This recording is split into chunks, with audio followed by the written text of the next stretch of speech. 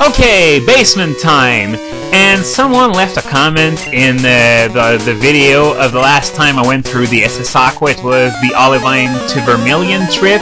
He mentioned that that trip tended to feature less Pokemon but stronger ones, whereas on this trip it was a lot of Pokemon but weaker ones. And quite frankly, I had never ever noticed that before. As you can see, we're still dealing with level 28 Machas here, whereas the opposite trip was a lot harder than that. And yeah, I never noticed it before, but now that I take a good look at it, it's true.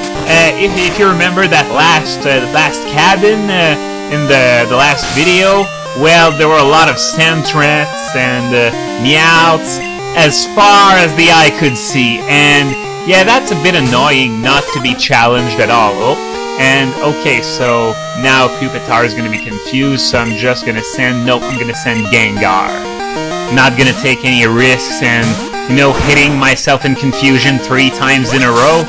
Though, I had enough bad luck in the Surge battle to last me a while, I think. And yeah, I was talking about the Resident Evil marathon in the last video, and I wasn't quite done with it because there was something that happened. You know, sometimes there are accidents are bound to occur in the marathon, and well, I wouldn't exactly call this an accident, more like an absolutely hilarious occurrence. It's because for those of you who aren't familiar with the Speed Gamers, they give out prizes to donators, and there were a few prizes this time around, and one of them was a copy of Resident Evil 5. And as you can imagine, the friends and families of the Speed Gamers are bound to donate at some point to support their efforts, and that copy of Resident Evil 5 was won by Rust's grandma. Now, at the time, I wasn't sure if it was a joke or not, because at the moment this was said, I was just arriving on the site on Sunday morning, and I asked around to see if it really was true, and it actually was true. A grandma won a copy of Resident Evil 5. I cannot imagine a possibly worse match than this one. Grandma, Resident Evil. Wow!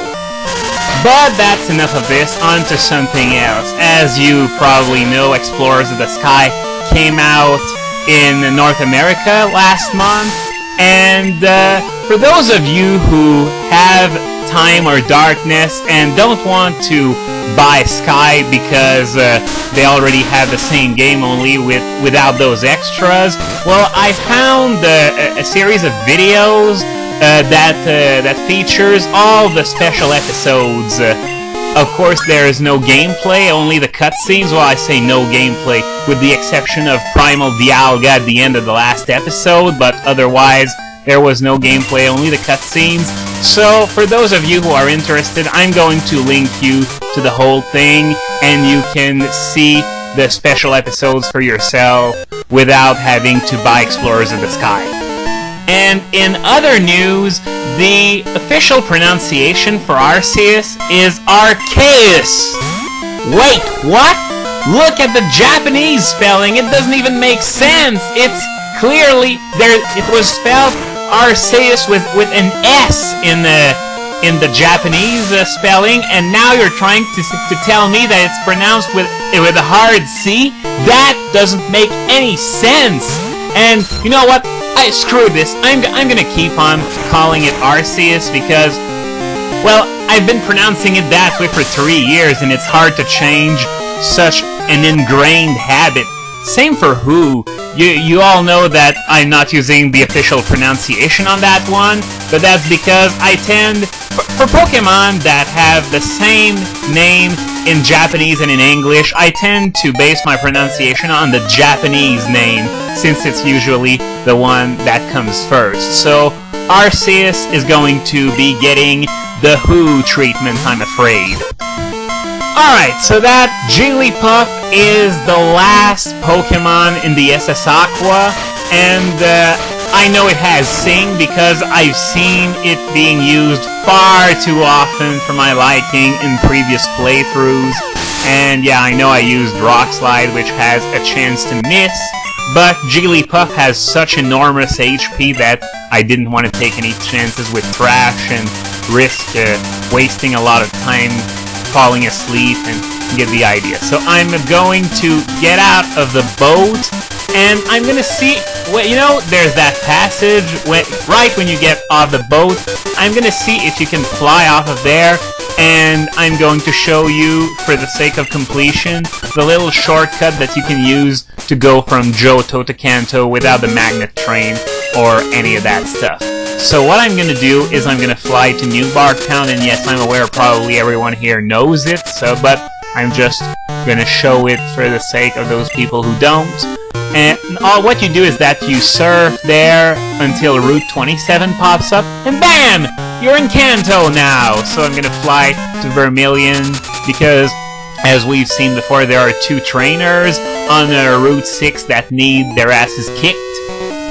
And yeah, that shortcut I just took, well, there's no equivalent for going from Kanto to Johto. It's either the magnet train or you go all the way back through Victory Road. Though I've heard that in Hard Gold and Soul Silver, you can fly to the Indigo Plateau, and from there you can fly to anywhere in Johto, even though Indigo Plateau is in Kanto. So don't ask me how it works, but apparently it does. You can go back to Johto, sorry, a lot more quickly that way.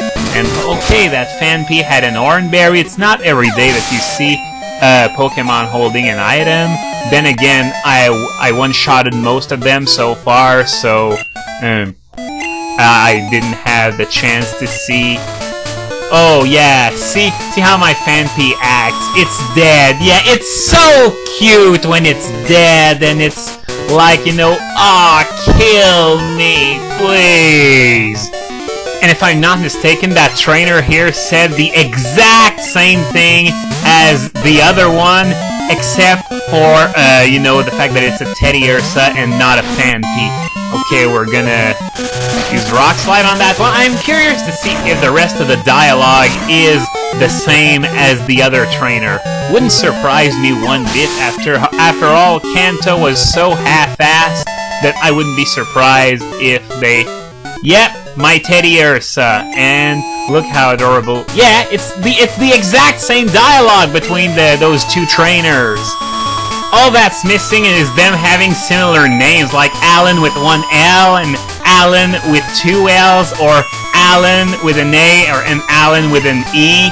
And why does that guy block the path to the underground passage?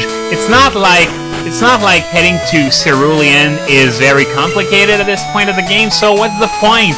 And why does it have to do with the power plant not working? I honestly don't get it there.